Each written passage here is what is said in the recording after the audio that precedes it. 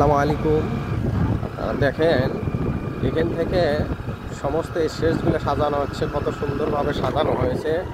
বিশেষ করে দেখেন এখানেই যারা অতিথি আসবে তারা এই জায়গায় থাকবে বিশেষ করে। আর হয়তো আগামীকালকে উদ্বোধন হবে। এই জায়গায় স্টেজ সাজানো হচ্ছে, এটাই হলো সেই স্টেজ। এখানে অতিথিরা। আসসালামু আলাইকুম। আর মাত্র